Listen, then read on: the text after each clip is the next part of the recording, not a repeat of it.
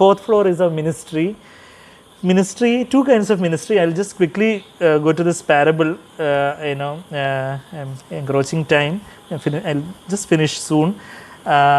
Luke 17. Two types of ministry. What are the two types of ministry Lord is calling us? He is telling a parable. Luke 17:7. Which of you having a slave? Jesus, disciples are asking Jesus, increase of faith, and Jesus is telling, if you had verse 5, increase of faith. The disciples are asking Jesus. Verse 6, Jesus is telling them, if you had faith like a mustard seed, you would say to this mulberry tree, be uprooted. Faith like a mustard seed. How can we have faith? We can have faith if we have the attitude of a servant listening to the Lord. That is what we read here.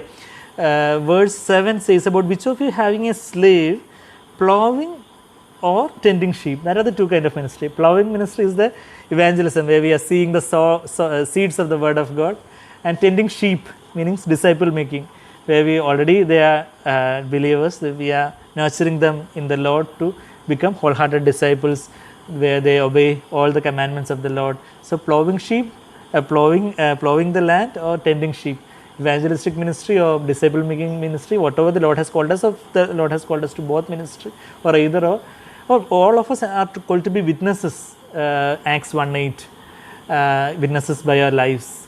And God has called some as evangelists, some as prophets, some as teachers, some as apostles, some as shepherds or pastors. Ephesians 4:11. So there is a specific calling where we are given burden for a specific ministry. Some for probably children's ministry, some for social work, some for village evangelism.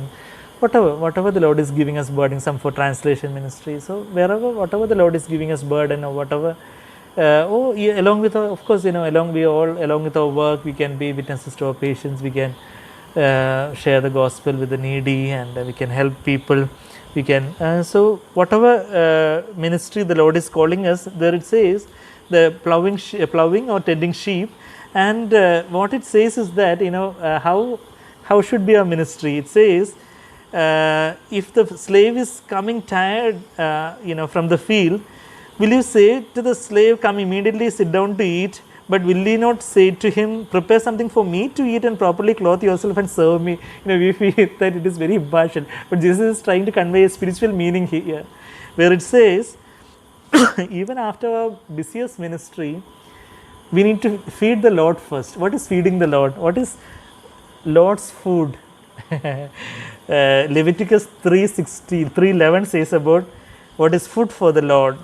Leviticus chapter 3, how we can prepare a meal for the Lord spiritually. Leviticus 3:11. Then the priest shall offer it up in smoke on the altar as food, an offering by a fire to the Lord. So what is the real food? We offering ourselves as a burnt offering before the Lord, that is actually is a pleasing aroma in the Lord's nostrils. When we surrender ourselves, that is the Lord's food.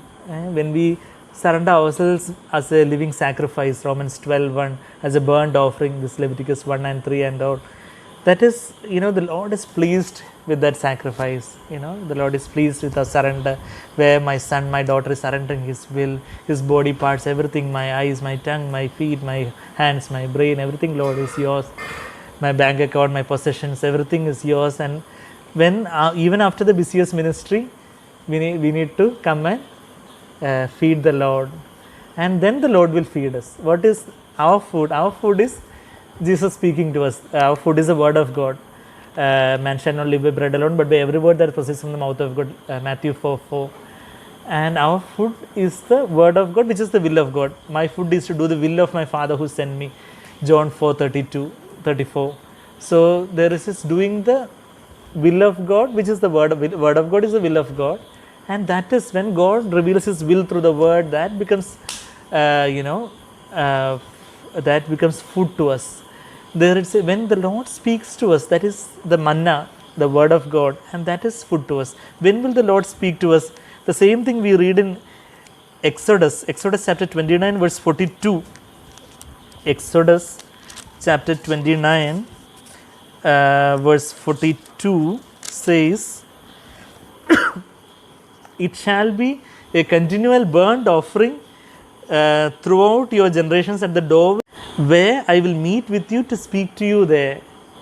So, when you offer this continual burnt offering, in the New Testament, the burnt offering is we ourselves as the living sacrifice, Romans 12:1.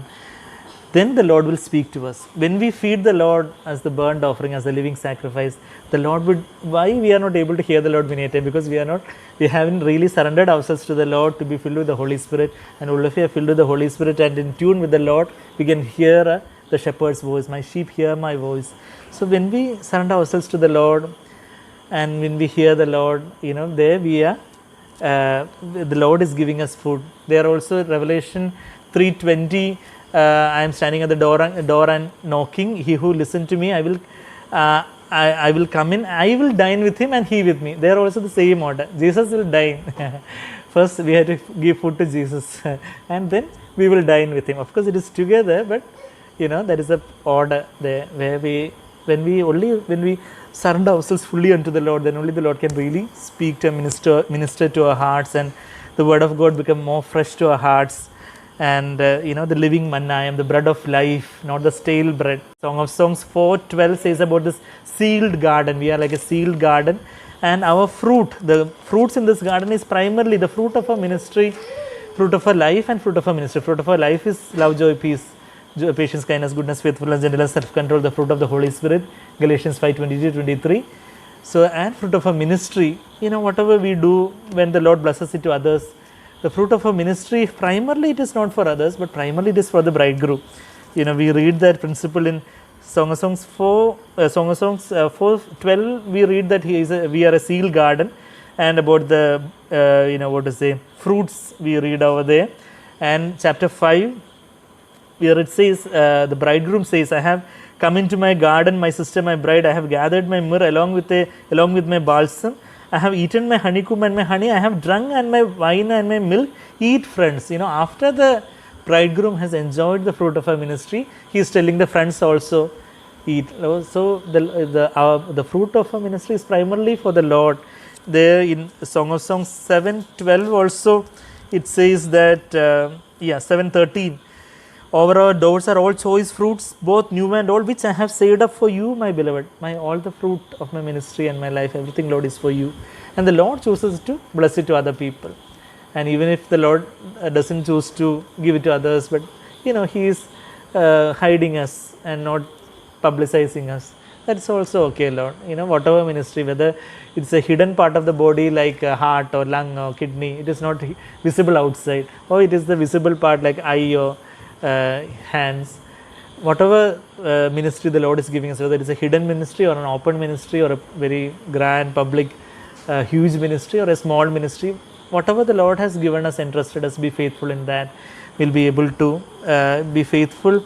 But the time for the ministry and everything must not engross our time for the family or our faithfulness at our workplace or our devotion to the Lord and all. And we see the classic example, I am closing with this, Luke 5:15 and 16, Jesus example. Luke 5:15, we read, Luke 5:15, we read, and the news about him was spreading even farther, and large crowds were gathering to hear him and to be healed of their sicknesses.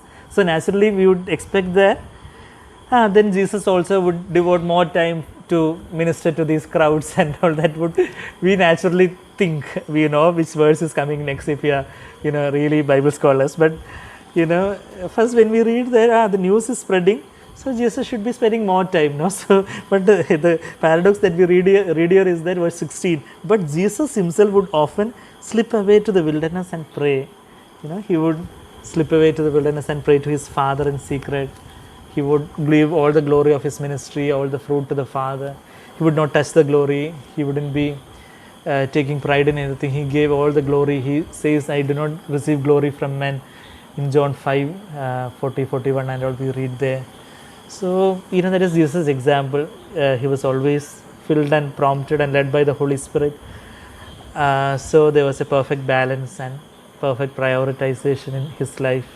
So may the Lord help us also to prioritize like this in our lives, so that we can be a blessing and the Lord's name would be glorified evermore in our lives. Thank you.